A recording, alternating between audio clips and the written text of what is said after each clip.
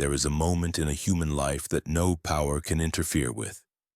Not money, not status, not knowledge, not even the love of those who remain behind. It is the moment when every familiar door of this world closes at once, and you realize you no longer have the right to delay, not even by a single breath. No one warns you.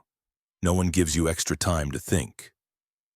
There is no go back button, only a cold, heavy silence and a chilling certainty. Control has slipped completely out of your hands. Imagine this. You are still lying there in your own familiar room. Your loved ones are still beside you, still calling your name, still holding your hand. But something has changed. Your body begins to betray you. Your breath no longer obeys your will. Your heart slows down heavy as if trying to complete its final duty. And in that moment, you face a truth you spent your whole life avoiding. You are no longer the one deciding. For the first time, your life no longer belongs to you. Death does not arrive like a violent strike. It comes like a withdrawal. The power to choose withdraws. The power to explain withdraws. The power to promise withdraws. Every plan that started with later suddenly becomes meaningless. The things you once thought mattered, reputation, arguments, winning and losing, grudges you never released, stand still, silent, powerless.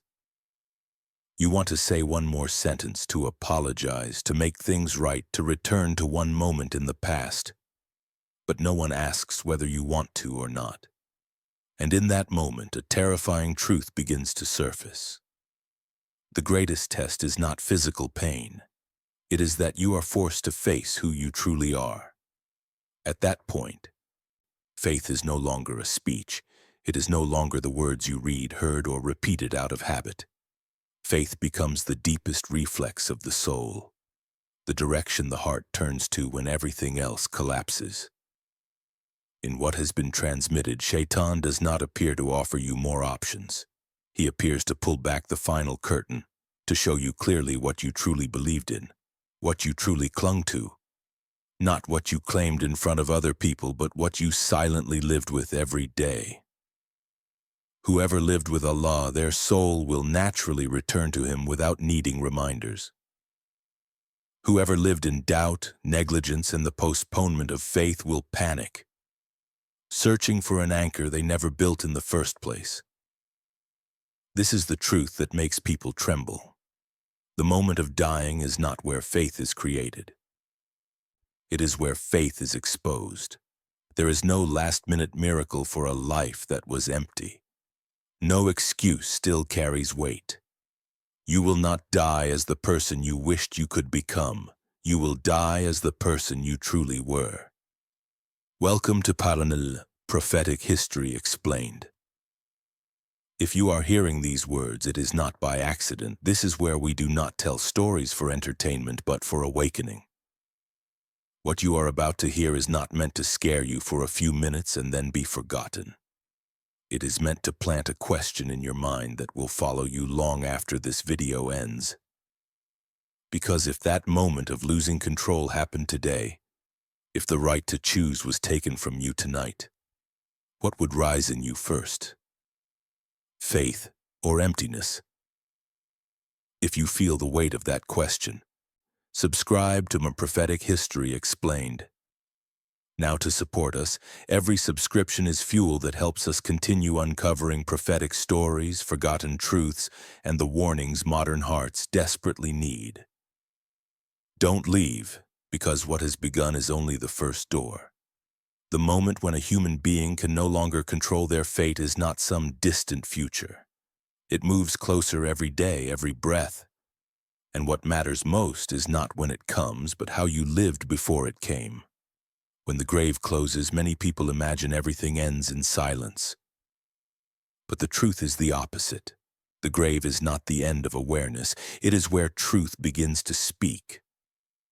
There is no longer the voice of loved ones calling your name. No more eyes watching you. No social role to hide behind.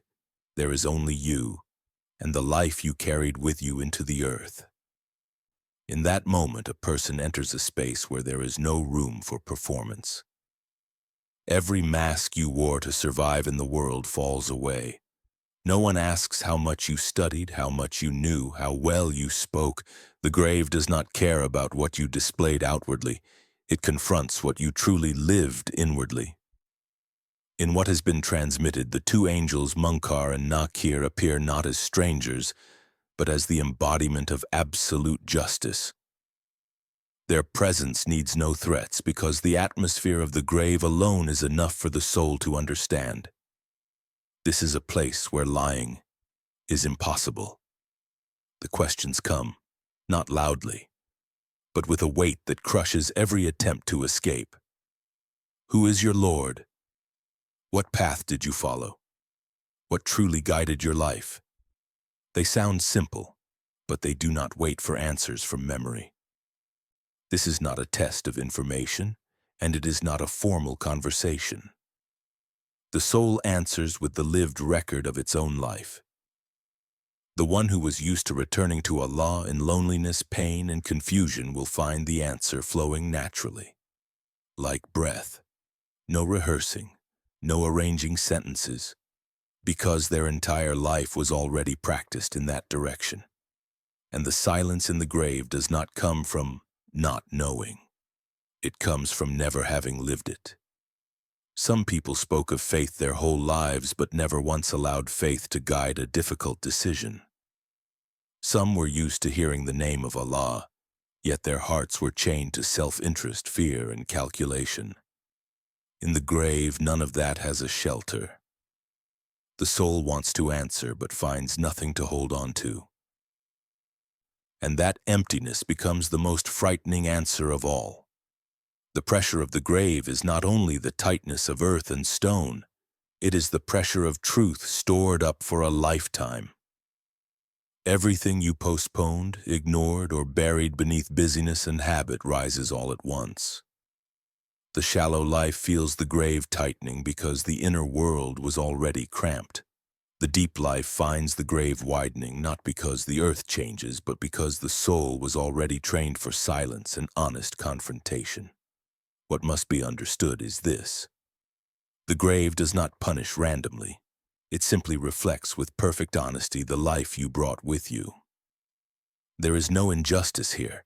Every question is like a mirror revealing the choices you thought were small. The moments you turned away from conscience, the times you knew what was right but chose silence, the times you delayed returning, telling yourself there was still time. And here is the deeper value. Preparing for the grave is not something done at the last minute. It is built through quiet habits while you are still alive. How you pray when no one sees. How you treat the weak when there is nothing to gain. How you remember Allah not only in hardship, but also in ease. These are what form the language your soul will speak in the grave. The grave does not ask how many mistakes you made. It asks how many times you returned. It does not ask how perfect you were. It asks whether you were truthful about your weakness. Whoever understands this does not live in despair. They live in wakefulness. The grave does not crush the hope of the living. It only closes the door of pretending. And when you realize that the answers in the grave are being written today, by how you live, how you choose, how you face yourself, you understand. The grave is not distant. It is being quietly formed day by day inside your own inner life. After the grave closes and the final questions echo in silence, a human being does not fall into a long sleep as many imagine. What begins now is not rest, but a new state of existence, deeper, clearer, no longer muffled by the noise of the world. This is Barzakh, the waiting realm the soul enters with full awareness of itself. Barzakh is unlike any space a human has known. It does not run on day and night. It is not measured by clocks or calendars. There, time does not pass, it opens. The soul does not age or grow tired, but it also cannot escape. Every sensation becomes sharper because the body is no longer a filter. What the noise of life once covered, regret, reassurance, tranquility, hidden fear, now stands fully present. Barzakh is not paradise, and it is not hell. It is a passage, a waiting hall where every soul awaits the final outcome, not in unconsciousness but in clarity. The believer enters Barzakh like entering something strangely familiar, not because they know exactly what will happen, but because their inner world was trained to live in the presence of Allah. For them, silence is not terrifying. Waiting is not punishment. Barzakh becomes a place of relief where the soul is comforted and wrapped in a peace it began planting while still alive. But for those who lived by avoidance, Barzakh is where everything is dragged into the light. There is no work to distract, no entertainment to numb, no crowd to dissolve personal responsibility. The soul must remain with itself, and for many that is the first time they truly face the person inside, the confrontation they spent an entire lifetime escaping. In Barzakh, souls are not completely isolated. In what has been transmitted, believing souls recognize one another, meet, and converse. They ask about the news of the world, remember loved ones, share what has passed. That sense of community does not come from bloodlines, but from the likeness of faith. Those who lived with the same direction and purpose find one another even after leaving this world. And this is worth reflecting on. In Barzakh, no one is protected by titles or achievements. No one is known by rank. No one is remembered for wealth or power. The soul is recognized by the fragrance of its inner life. Hidden good deeds become comfort. Sins once treated lightly become weights that cannot be concealed. Barzakh is not a place where you are processed. It is a place where you continue to live with truth. A person does not suddenly become better or worse after death. The soul simply loses the ability to pretend. That is why Barzakh is the most honest mirror of one's spiritual life before death. In this waiting realm, the peaceful souls experience waiting as a necessary stillness. They know what is ahead is greater, and the calm they feel now is a mercy. But restless souls feel every moment like an extension of inner torment, not because time is long, but because nothing remains to distract them from truth. Barzakh also teaches the value of what once seemed small, a quiet prayer, a kindness no one knew about, a moment of self-control in the face of temptation. In life, these can be forgotten. In Barzakh, they appear like points of light in a long night of waiting. And there, the soul begins to realize something profound. Worldly life was not a place to prepare to die, but a place to prepare to exist after death. Barzakh is not a surprise punishment or a random reward. It is the continuation of a journey that began long ago, through private choices, through how you lived when no one was watching. So Barzakh is frightening not because of darkness or waiting, but because of its absolute honesty. And that is exactly why it becomes the strongest warning to the living. The waiting realm is not far in the future. It is being prepared right now, in every day you live, every thought you feed, and every value you choose to cling to. After a person leaves this world, many assume every connection ends. But in the teachings about Barzakh, the truth is different. Death does not cut the bond between the living and the dead. It makes it invisible, more subtle, and entirely dependent on what the living do. From the moment the soul enters the waiting realm, it can no longer create new good deeds for itself. And at that moment, the living become the only bridge that can carry light to them. The dead cannot speak, but they know. They cannot act, but they receive. Every dua offered, every act of charity done with the intention for them, does not vanish into the air. It reaches the soul like a message delivered to the right address. In Barzakh, nothing is lost. The soul recognizes what was sent from whom, and with what intention. This places a heavy responsibility on the living, one many do not truly feel.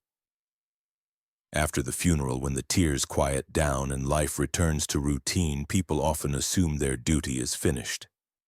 But for the soul in Barzakh, that may be the beginning of the most fragile stage.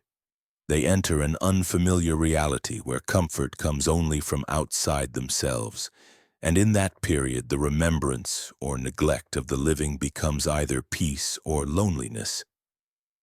Dua is not only comfort for the living, it is breath for the one who has gone. Every prayer for forgiveness, every plea for mercy, is like a cool breeze entering the space where that soul now dwells.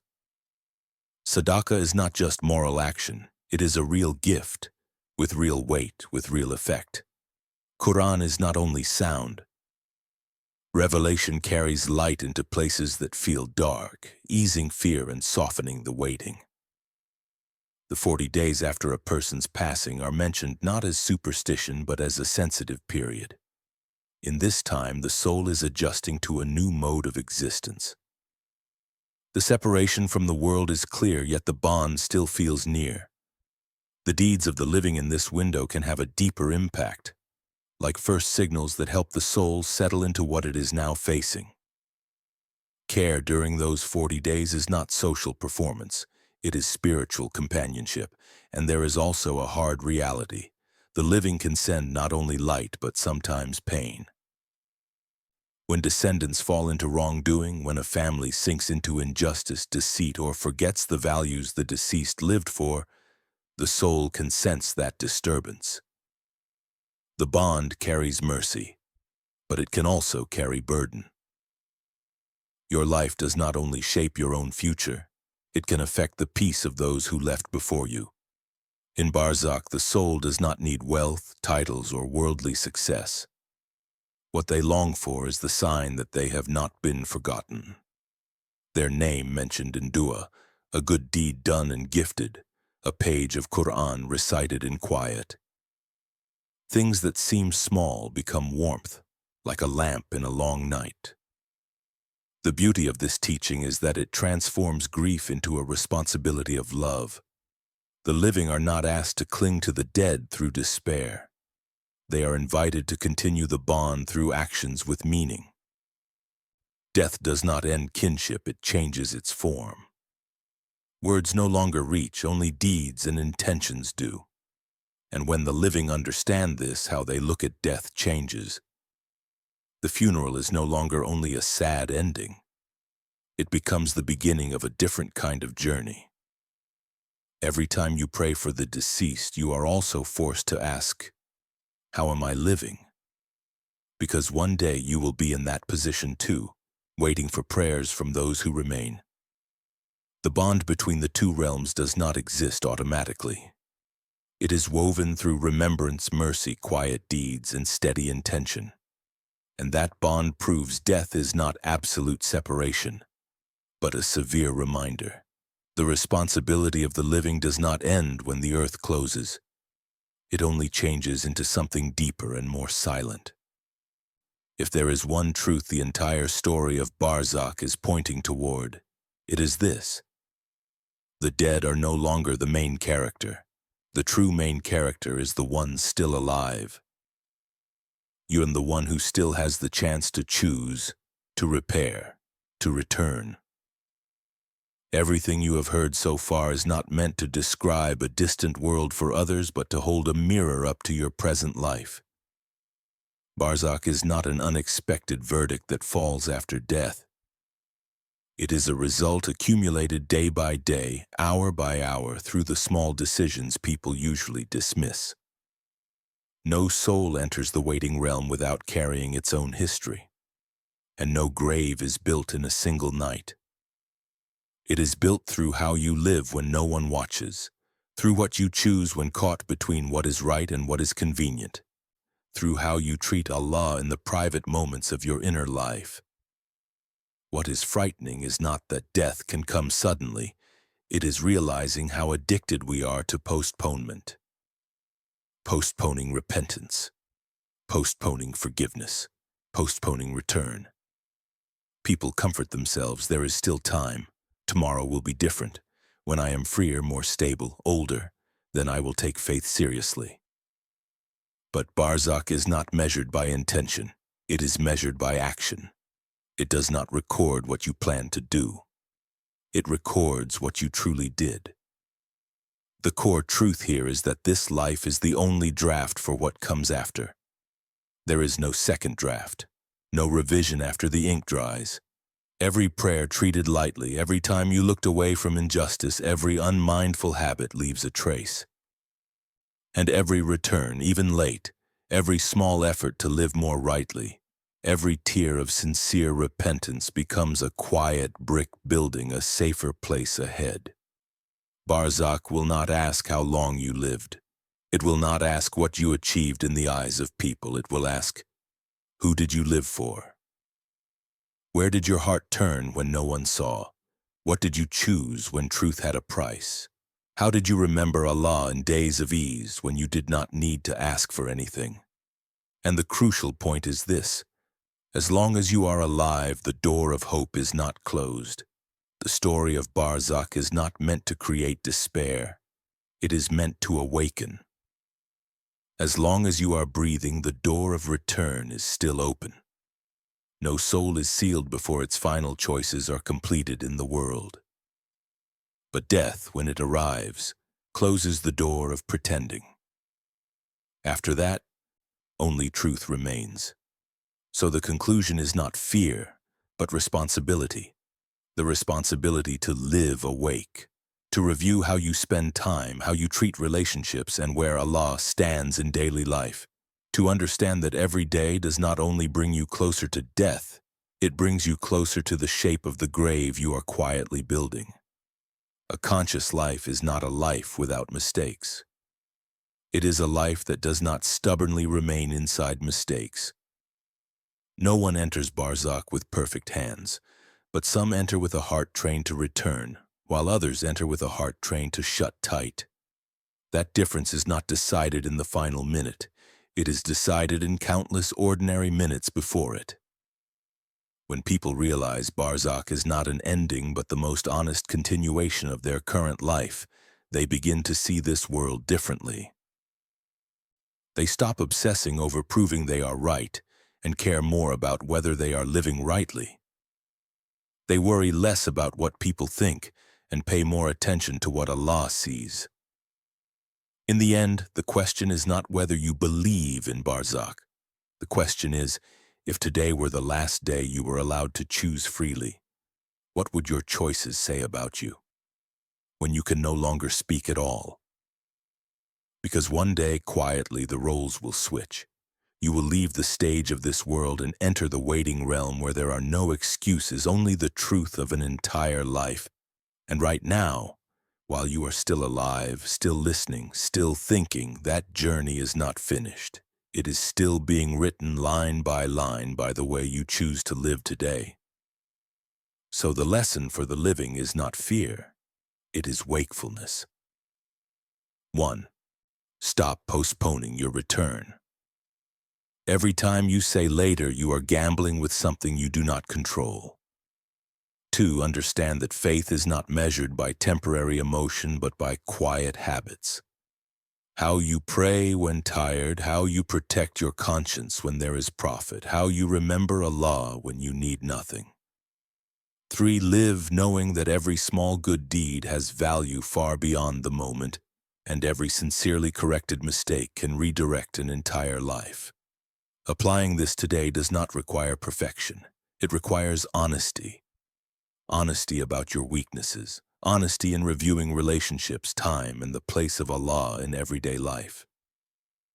A prayer on time, a kindness no one sees, a moment of stopping yourself before wrongdoing. These are the ways you prepare for the waiting realm no one escapes.